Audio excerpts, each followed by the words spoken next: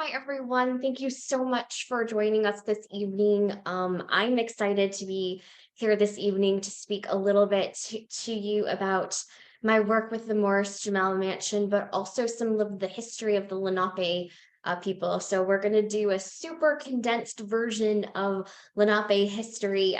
Usually, when I talk about history in any shape or form, it takes way longer than 20 minutes, but we definitely wanted to leave plenty of time for conversation and question, and all of that. So as Catherine was saying, my name is Heather.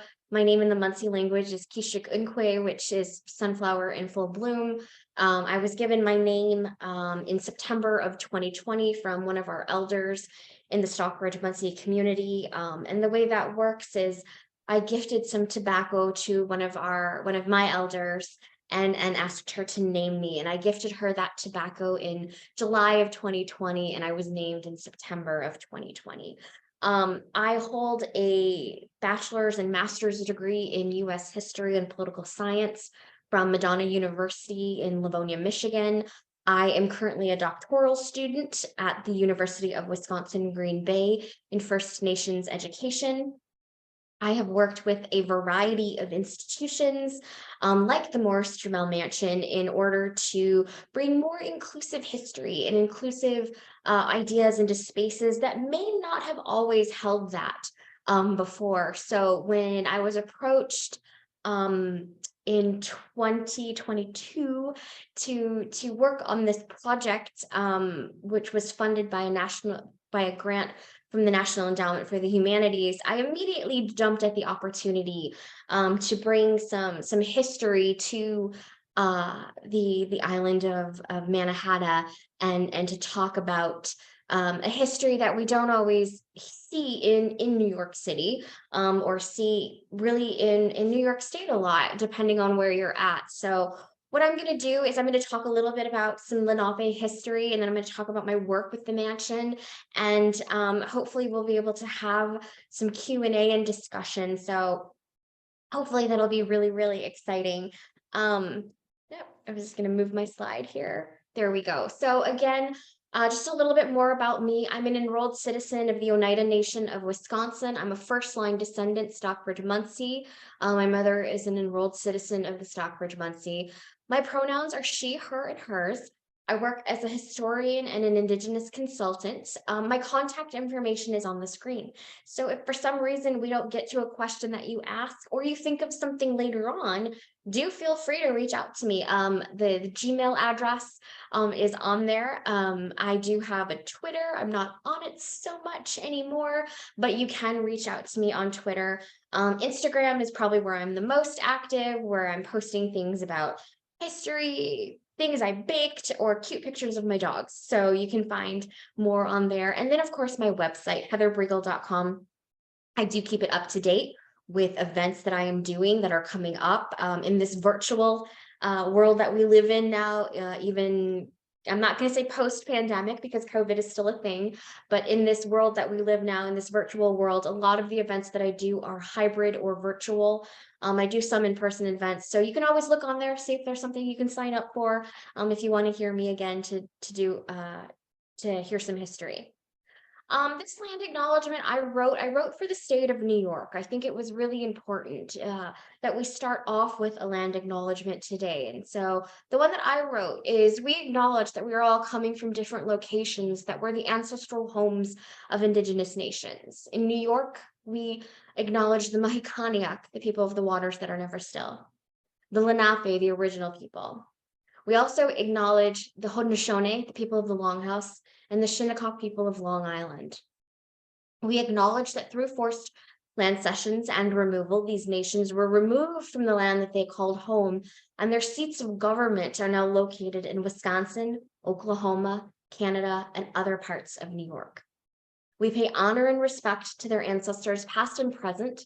We understand that this acknowledgement is just the first step in the process of building a more inclusive and equitable space for all. That last part is really important to me, the process of building a more inclusive and equitable space for all. My job, I enter spaces that have not always been inclusive towards Indigenous history. Those are the spaces that I want to work in. because I want to bring that narrative into those spaces. And I want to make sure that we are telling a fuller narrative when we're talking about history. As Catherine said in her introduction, I'm actually currently in Detroit.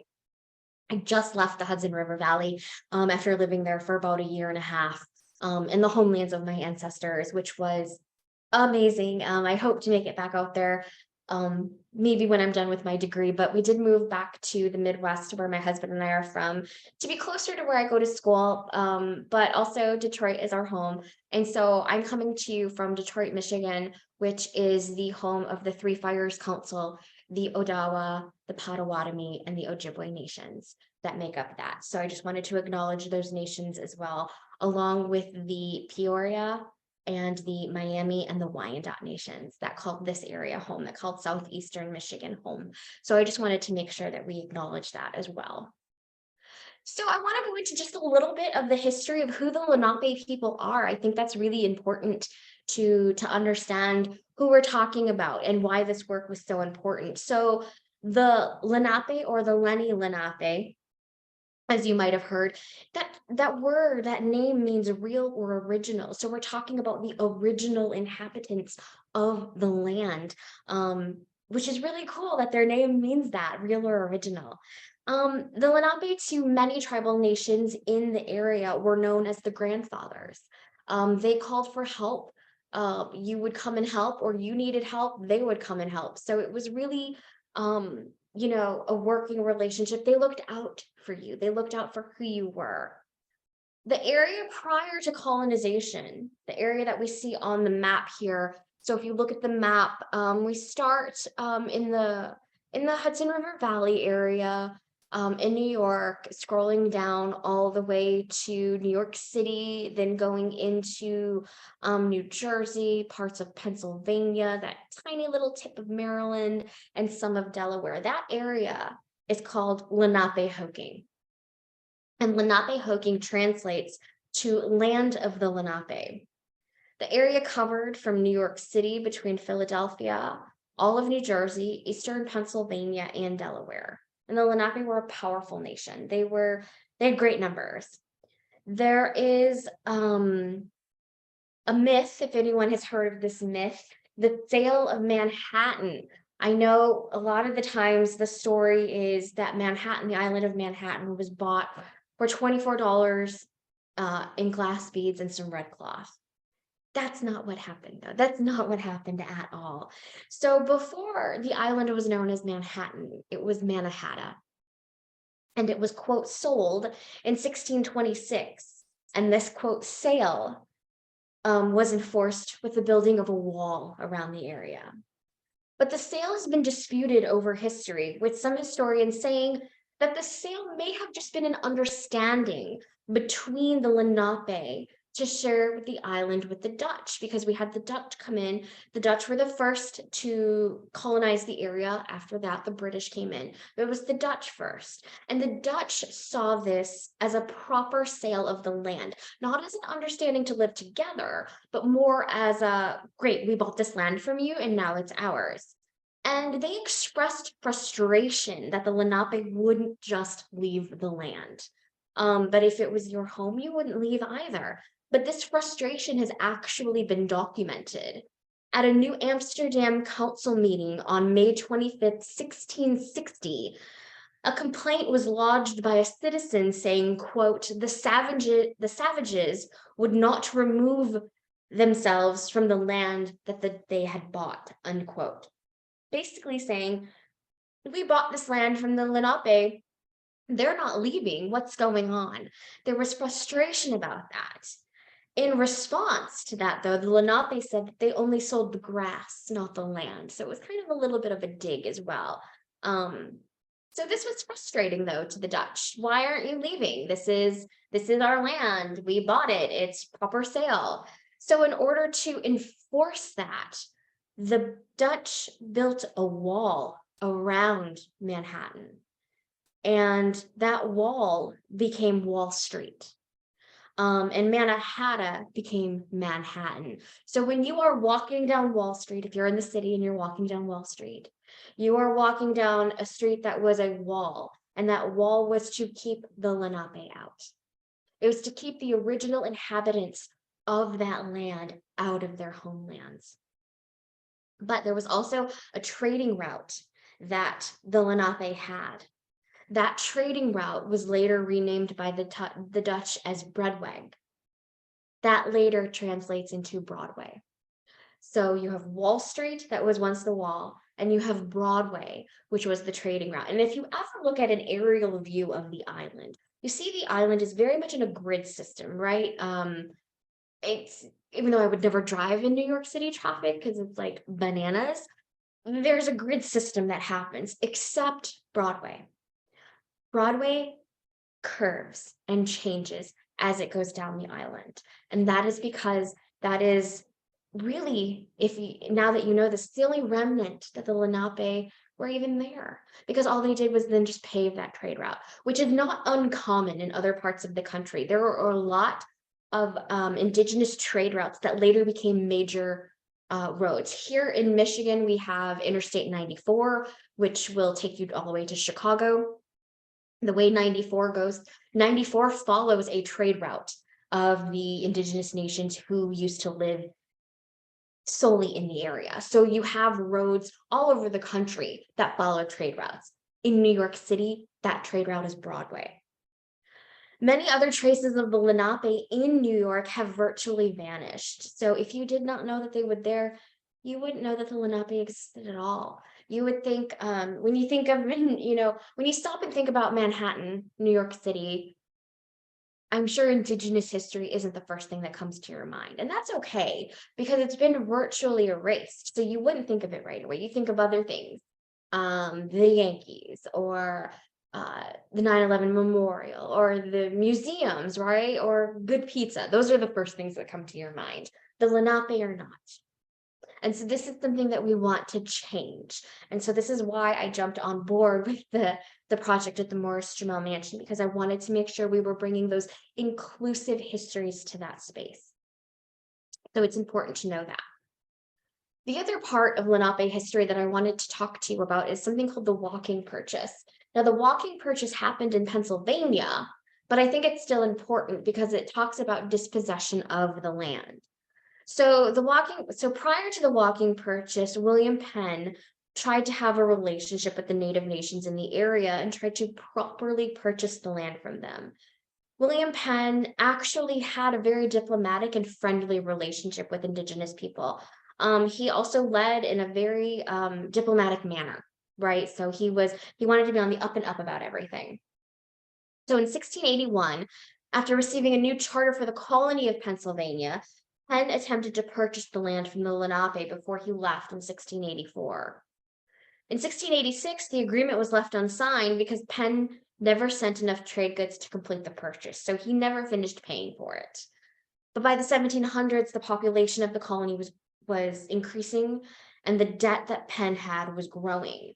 So Penn's sons, Thomas and John, along with another colonist, James Logan, devised a land grab using the unsigned deed from 1686. The deed said that the Lenape agreed to sell land that a person could walk in a day and a half north from the boundary at Wrightstown. This left the Lenape believing that the new boundary would be at Tohickon Creek, but Logan and the Penns were going to take territory that would go beyond the Lehigh River. Logan worked towards a resolution with the Lenape and met with the sachems or leaders of the nation to discuss the land and the deed. They agreed if they could see how much land had been ceded in the deed, and a map was produced that was very misleading. The Lenape thought they were now only ceding land that was south of the creek. The Lenape agreed after being assured they would not be removed from their settlements. But without knowing this, without the Lenape knowing, the colonists had already surveyed the land and already cleared walking paths for people. On September 19th, 1737, 3 colonial walkers set off at a very rapid walking pace. They were practically running. And one walker walked 60 miles in half a day. That's a lot. Surveyors were able to gain more territory by angling the boundary at the confluence of the Delaware and the Lackawanna River. The Lenape immediately protested the amount of land that had been taken, and they refused to leave. In a series of treaties, the Lenape were forced to remove from their homelands. First, migrated to parts of Pennsylvania, then Ohio, Indiana, St. Louis, and other parts of Missouri. A reservation was purchased in 1830, and we'll talk more about that in a minute, in Kansas. After the Civil War, though, they were forced to sell that land so the railroad could go through. After that, they purchased a reservation from the Cherokee in Oklahoma. So you have Manhattan being taken, Mannahatta being taken. You've got this walking purchase that happens in a very, very deceitful way. One that hasn't been recognized yet, right? We had the Philadelphia area and all of that being taken in a very unethical way. And then you have the forced removal of the nation. So in 1830, we know that we have Indian removal that happens, right? But and we think about that. We think about all the tribes from the southeastern part of the United States being removed, but we don't think about what happened up north. We don't think about what happened in New England and New York. And the Lenape were part of that tribal exodus that was forced upon the tribal nations in the area. So their forced removal starts pretty early on. Again, because the eastern seaboard was colonized very early on. We have in 1609, you have Henry Hudson sailing down the river that bears his name. My ancestors called it the Mahicanatuck, the river that flows both ways. And that's why they're the people of the waters that are never still, because that river is never still. So you've got people coming in right away and people being moved out right away. So this picture on this slide shows the different removals of the Lenape people. And I just wanted to go over them with you briefly before we get into the other work that I did with the mansion. So in 1758, we have the Treaty of Easton, which forced the Lenape to move out of their homelands completely in 1758 into what is present-day Ohio. So the state that is just south of me right now. In 1778, the Treaty of Fort Pitt was signed. And this is important. This is a very significant treaty for a number of reasons. But the main reason that this treaty is significant is that this was the first treaty signed between a Native nation and the newly formed United States of America. This was mainly a treaty of alliance. However, things would change between the Lenape and they would align themselves with the British during the War of 1812. And after that, they would eventually be forced out of Ohio. But the significance of this treaty is it was, again, the first treaty signed between a Native nation and the newly formed United States of America. Why is that significant? Because you only sign treaties with sovereign entities. So you think of the Treaty of Paris, which is the treaty that ended the American Revolution, that was signed with Great Britain. That is a sovereign nation that recognizes the sovereignty of Great Britain, but it's Great Britain also recognizing the sovereignty of the newly formed United States. So when the US signs that treaty with the Lenape, they are recognizing the sovereignty of indigenous nations. And that started in 1778. From that moment on, we were recognized as sovereign entities, sovereign nations who had citizens and the right to self-governance. That changes, right, throughout history. And we could talk for hours about that. But that ends up changing, but that treaty is extremely significant. After that, we have the 1818 Treaty of St. Mary's, had the Lenape once again ceding land and moving from Indiana to Missouri. So you can kind of see the movements happen on this map here. In 1829, there was a reservation that was established in Kansas, and it was thought, this was it for removal. Okay, we're done. We don't have to move anymore. We have our reservation land. We are able to finally settle down, put some roots. But hold on. The Kansas-Nebraska Act passes in 1854, and that opened up the area to settlement. And once again, the Lenape were forced to move. So you've got the Kansas-Nebraska Act that opens the area to settlement, the railroads come through, and the Lenape are forced to move again. In the 1860s, the main body of the Lenape arrived in Indian Territory, which was Oklahoma. And they were forced to buy land from the Cherokee in order to establish their own reservation. And if you look at the map, you see the different routes from the east. You see one that goes all the way to Wisconsin. That's the Stockbridge Munsee, who are Mohican and Lenape. It's a combination of both. And that first, let me see if I can remember this. That first settlement is established in the 1820s, and then the reservation is established in 1856 in Wisconsin. So you've got a group that goes there. You do also have a group that goes all the way up into Canada. But for the main body of it, they kept moving south. So you see them stopping in Indiana, Ohio, Missouri. You see some in Nebraska or some in Kansas, and then you see the rest in Oklahoma, and that's where the final settlements happen. There are 2 recognized Lenape tribes in the state of Oklahoma, Delaware Tribe and Delaware Nation. Wait, but I thought you said they were Lenape. Why are they named Delaware? Well, Delaware happens to be the name, well, a condensed version of the name of the royal governor at the time in the area where the Lenape were. And so because they were in that general area, their name got moved to Delaware. Also because they were along the Delaware River as well. So they kind of were forced to take on this colonized name. However, there has been talk of maybe changing the name back, changing back to Lenape, because that's who they are. They're not Delaware, they're Lenape. That would be like me saying, I'm not Stockbridge Munsee, I'm Mohican, because that's my identity. So it's very important that we recognize that.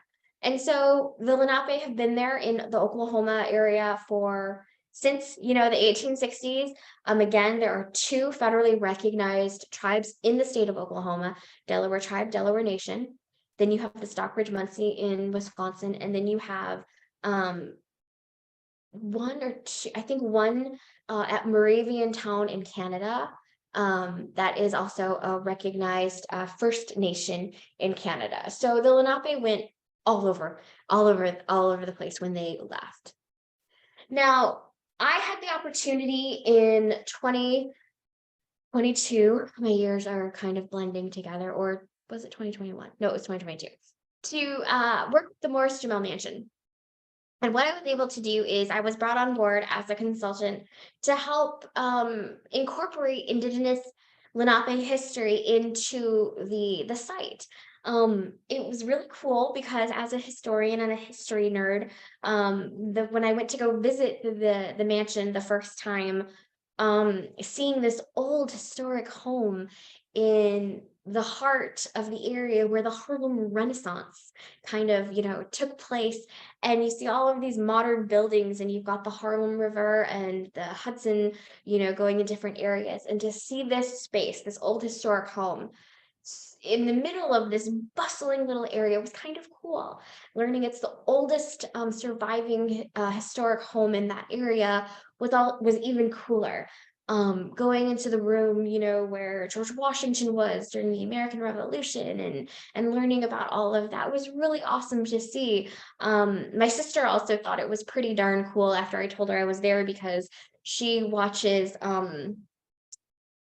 Ghost Adventures and was like, wait, I've seen this house on one of these, paranormal shows before. So it was really, really interesting and cool, and hearing the stories about it. But also being on the land in a way, stepping out there as an Indigenous person who has, who I am an Indigenous person, and stepping out on that land. And even though it's in the middle of this bustling area, there's a quiet about the place. And so being able to be there and to be on that land, and feel the presence and really think about what was here. before this house and before, all of these buildings came around it, and to be able to look out and see, the rivers. And, it sits upon a very high point, which actually makes it a good spot to build a home. But standing there and wondering, what did my ancestors see? What did they notice? And so when I was brought on to help with this project, I immediately was like, yes, I absolutely want to help with this. And so one of the things that we came up with was the land acknowledgement. And so the team worked really, really hard on this. And I was excited to just advise and be part of this. And so I have it up here, and I'm going to read it to you because I think it's important, because we want to acknowledge that. So the Morris-Jumel Mansion is located on the unceded and ancestral homeland of the Lenape people. I want to talk about just those words for just a minute. Unceded. People are always like, oh, but they signed treaties. Right, but the treaties were written in what language? And did you really understand what you were signing? It was unceded land. Lenape Hoking, the homeland of the Lenape, is a historic gathering and trading place for many Native peoples, including contemporary Indigenous people who continue to live and work on the island of Manhattan today. And it's not just Lenape people. I just, before I was, signing on to this, I was on the phone with a very good friend of mine who's from Cherokee Nation who lives on the island. So there are Indigenous people who live on that island today. We acknowledge and honor the original stewards of this land, the Munsee Lenape, and respect Native lifeways, communities, oral traditions, and tribal sovereignty. That's huge. The respect of tribal sovereignty is huge. Morris-Jumel Mansion acknowledges its institutional and historical role in settler colonialism, including the displacement, slavery, and genocide of Indigenous peoples. That is a huge sentence, and that is a provocative sentence. Some people might say that's a radical sentence because it acknowledges you have a historic home that acknowledges its own role in the displacement of the ancestors from the land. And that is big. That is key, because that wasn't on anyone's mind when that home was being built. We commit to moving beyond words, working together in partnership with Native nations to tell the truth about our shared histories, to support the upholding of treaty rights and Native sovereignty today, and to heal and protect our environment for future generations. One of the things when I first toured the grounds in the mansion was using the Indigenous names of the plants, of the landscape. Let's work that in there. So hopefully that is something that can still come to fruition. And I encourage you to go to the Morris-Jumel website to read this land acknowledgement, but then right underneath it, there's a little audio button. And I want you to click it and listen to it, because it's the land acknowledgement then being read in the Lenape language. It is the language being spoken again on the land. And that is absolutely powerful, because the land doesn't forget you. The land remembers you. When it hears the language, when it hears you speak those words, it knows that you're home and it welcomes you back. Makes me a little emotional talking about it, because it's such a beautiful feeling to be able to hear that language being spoken on that land again.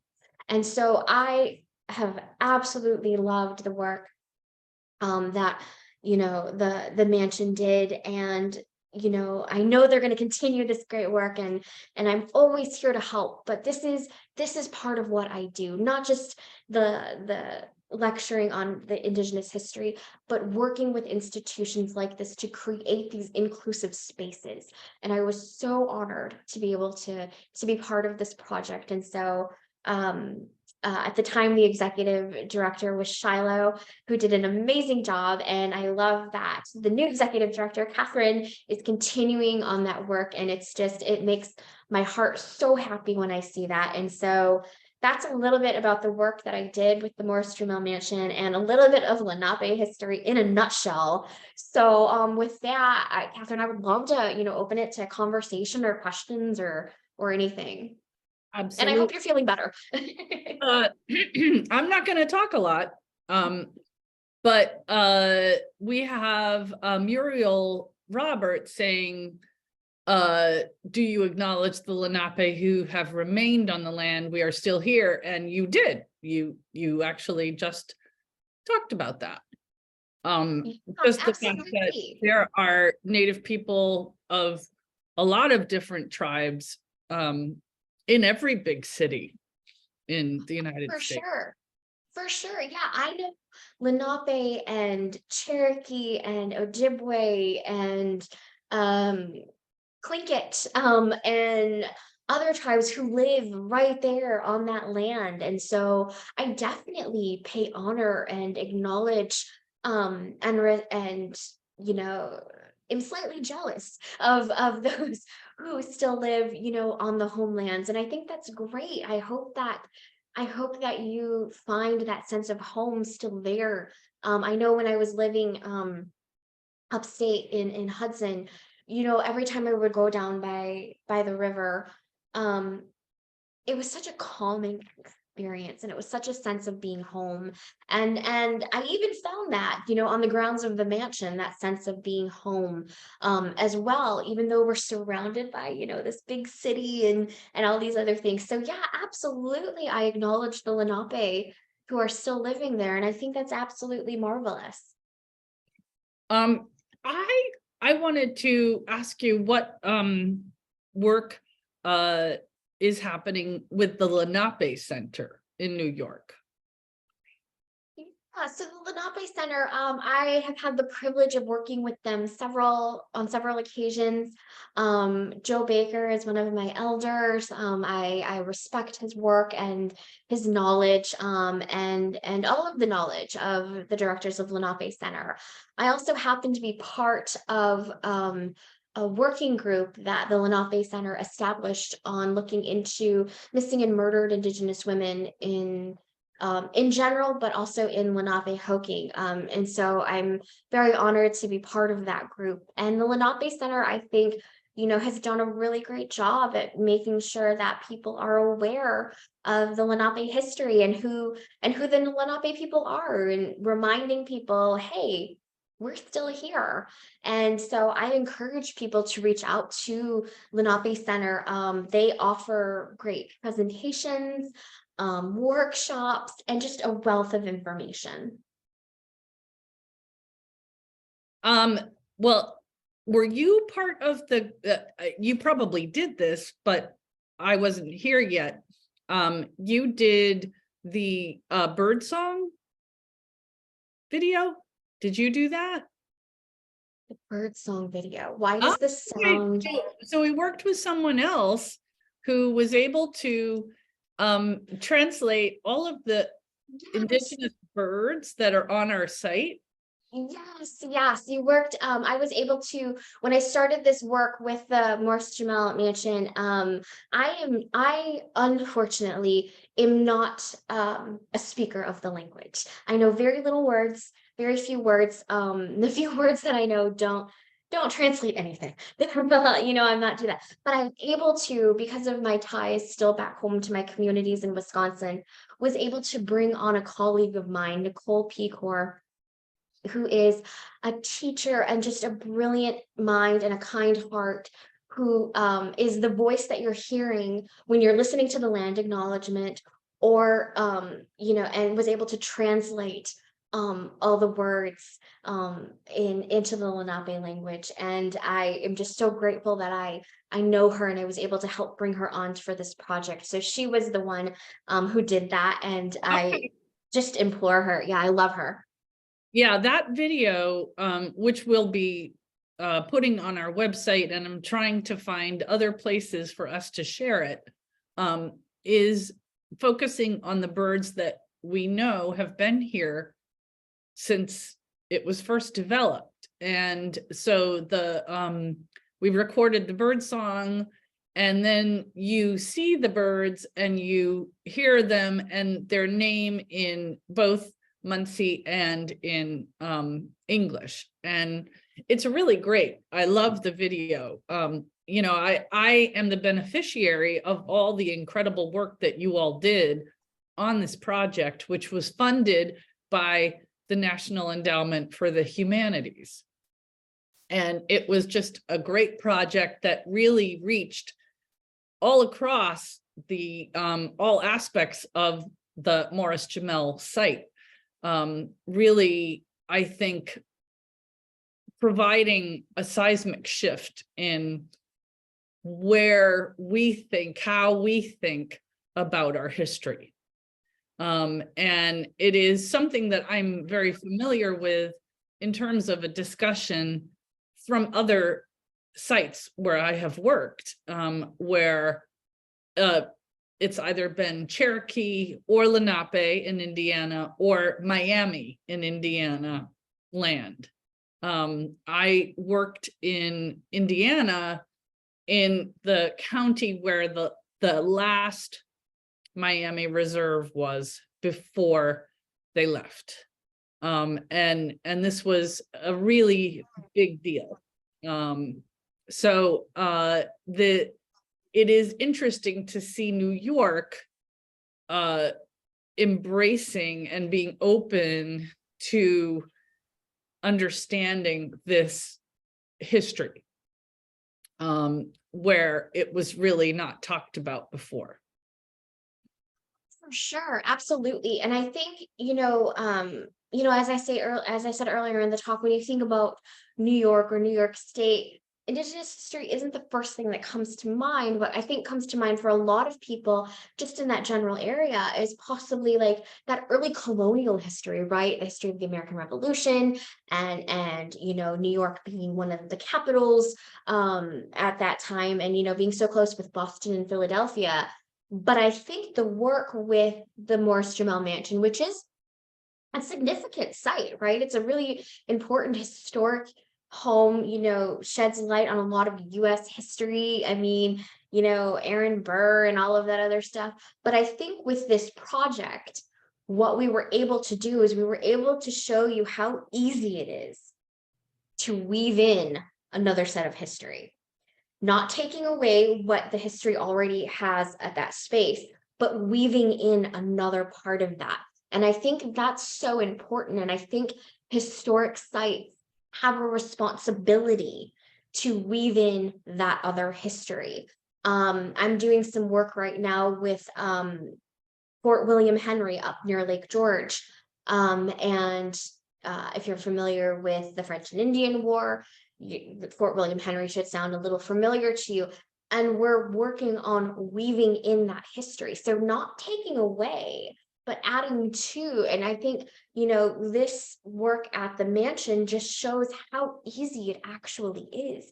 And it creates a fuller narrative of the story of the mansion itself, right? So you're telling the history of before the mansion was there, but you're then continuing on that legacy even after the mansion was already there. We're saying, yes, there's this beautiful historic home that has this history, all of that, but also here's this. So I think I think the project itself went to show how easy it is to do that. And people don't need to be afraid to do it. It's quite simple. And probably the scariest step you have to take is to just start it. And so, yeah, I think it was a really great project overall to be part of. Well, I'd like to ask our audience if people are being introduced to the Lenape history for the first time. Is this new to you, or is this something that you've ever heard of before in New York, or maybe you've heard it elsewhere and now you're hearing it for the first time around New York history?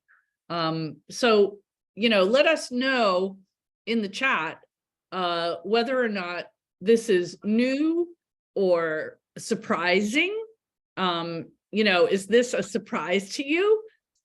Because there's no shame in that. We know that people have not heard about this. So that is not a surprise.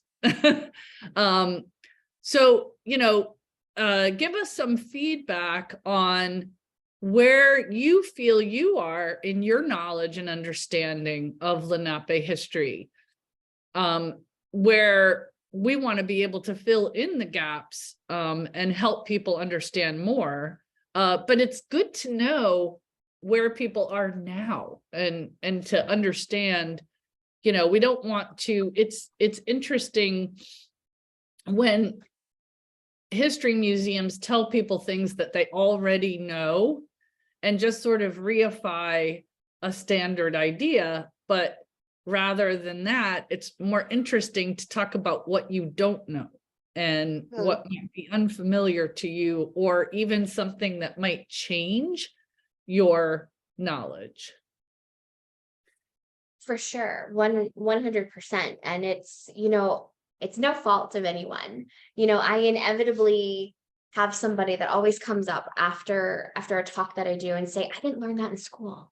Why didn't I learn that in school? And I'm like, I don't know why you didn't learn that in school. So it's like, I think it's a history that people want to learn. And so, yeah, if you don't know, this is the first time you're hearing anything about it, that's totally fine. And I appreciate, if you share that honesty, like I appreciate that. And if you've heard of the Lenape before or anything, that's great. That means somewhere along the line there you got some history, and that's really, really cool. Oh, for some reason our chat feature is disabled for people. You can go on the Q&A.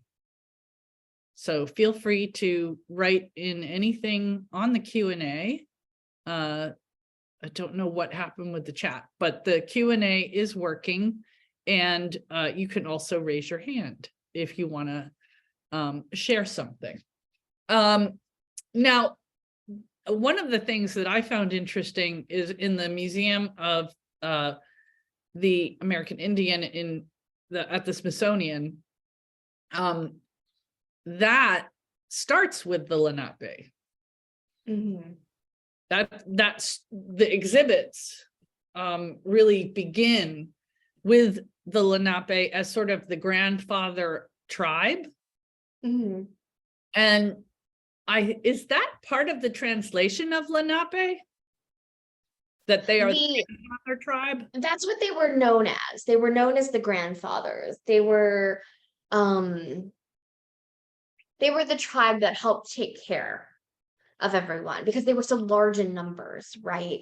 And the exhibit at NMAI, I think, is called Native New Yorkers. And is it? I didn't realize. I believe it is, because I did help with some of that, with reading the story scripts and things like that. But what's interesting is I like the concept, and I do have a talk that's entitled Native New Yorkers, and we talk about the Haudenosaunee and the Lenape and the Mohican and the Shinnecock. And what I like about that is, particularly in New York, and I learned this while living there, especially when I would go down to the city, being a New Yorker is like a badge of pride. It's like you're a New Yorker, you're a native New Yorker, or things like that. It's hardcore, and then you break it down into the boroughs even more, and people are very hardcore about that. And I respect that. And so what I did is I have a talk that I called the Original New Yorker, and where we talk about those tribes. And the reason I named it that was kind of a way to take back that native or original, or even the term New Yorker. Like, what is a New Yorker? Because the original New Yorkers, the native New Yorkers, are the indigenous people who lived there prior to colonization. And so for me, it was a way of taking back that term, or expanding on that term. What is a New Yorker? And so I actually remember when I was reading some stuff about the exhibit at NMAI, and when I saw that it was called Native New Yorkers, I was like, oh, I love that terminology. I love the name of that, because I feel like, I don't think it was their intent, but for me, it was kind of like, little jab, like, it's the Lenape. These are the original people of this city. And so I thought that was really, really cool.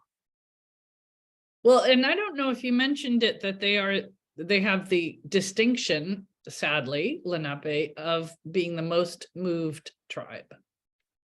They do. They were moved quite a lot.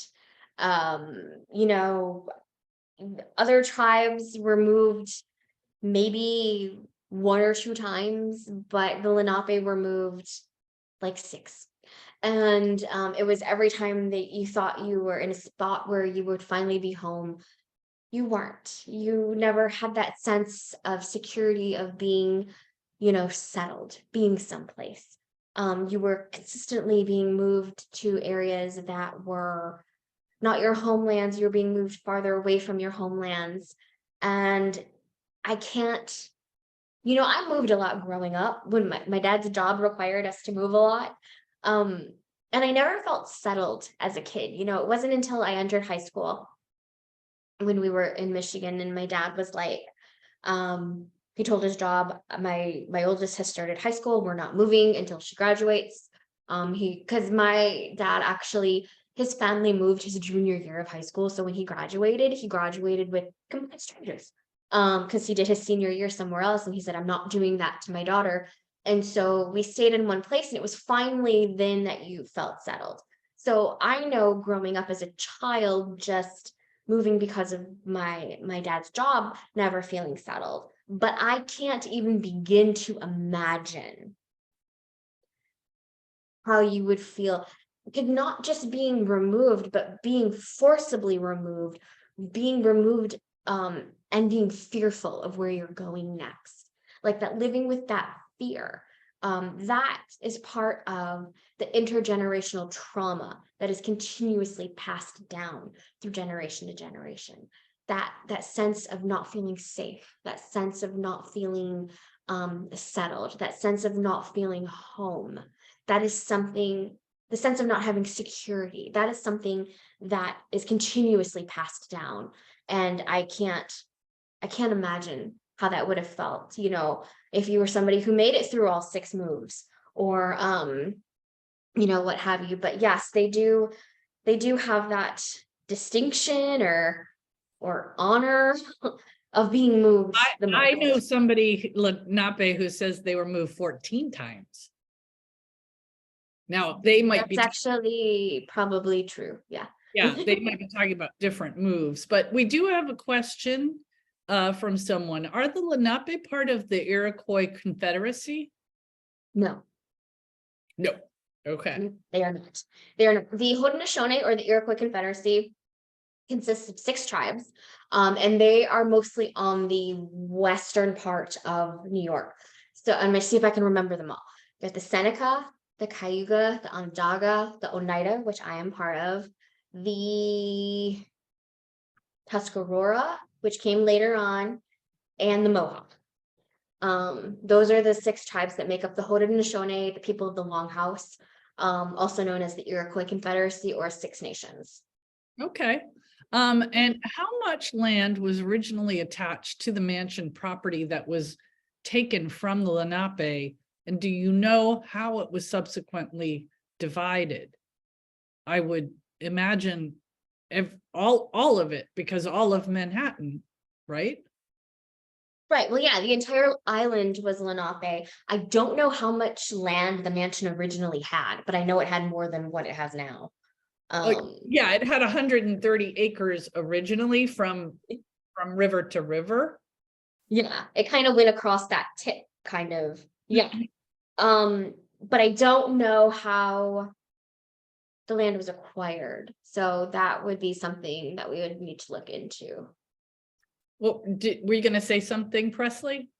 Well, the land was originally, it was under Dutch ownership, and then it was eventually sold off to the Morris family, who were English. And yeah, they were not the first to buy they were not the first Dutch or English to buy it. Right. So it went through different hands over the years before it wound up, before the mansion was built. So it's a little bit difficult to say. I'm not 100% sure. But essentially, the entire island of Manhattan was inhabited by the Lenape at one time. And down all the way to Delaware, right? Going through New Jersey, Pennsylvania, New Jersey, Delaware. Okay. It was a big group of people. very large land space. So other questions from our attendees. We have a handful of you out there. We'd love to hear from you. Any questions or any opinions about the work that Morris-Jumel Mansion is doing in terms of recognizing its Lenape history and incorporating that into that fuller story of our history. Because it is, as you say, uncovering the unknown. It's there. It was always there. We just didn't know it. I mean, somebody knew it, but we present day folk may not have known it. And so it is, I mean, history is layers and layers that we, you know, we spend our time uncovering. It's a process of revealing, really, to study history. Sure, definitely. It's kind of like peeling back the layers of an onion, like in order to get to that first original part of our history. And I think, you know, again, I said this earlier, but I think this particular project showed just how easy it actually is to incorporate another story, to create a fuller narrative when talking about US history and Indigenous history. And I think this is just an example that other historic sites and places can look at and say, hey, they kind of did it, you know, how can we, you know, kind of do that as well? And so I think it shows just how easy it really is. Well, and this is something that the Lenape Center can continue to help us with in this area. 100%. We do have that resource. And, you know, as we said at the beginning, the virtual world allows us to really have no excuse whatsoever for not knowing these things and for not reaching out to the right people to help us understand it. 100%. So I want to say Wanishi to you for your talk and for carrying on in the wake of my coughing fit. I do appreciate it. We have really enjoyed hearing about the Lenape history and just some of the different issues that are coming to the fore that, strangely enough, in New York, where we love our history, we're really diving in for many for the first time. So we're going to continue that dive. We're going to continue to share that with our visitors. And we so appreciated having you come and talk with people. And now people can look at the video and hear about this, you know, beyond tonight and our presentation. So again, Wanishi, and I love hearing the story of the Lenape because I've lived in Indiana with the Lenape folks. And I think, you know, this story is, it is the story that goes right across our country, all the way to Oklahoma. So it's pretty incredible. I want to thank Presley for being our tech tonight. And folks out there, if you please can share that we have this on our YouTube channel, let people know, and also let us know what you are interested in hearing about. You can always email us through our website, which is www.morrisjumel.org. Thank you all very much for coming and listening, and have a wonderful evening.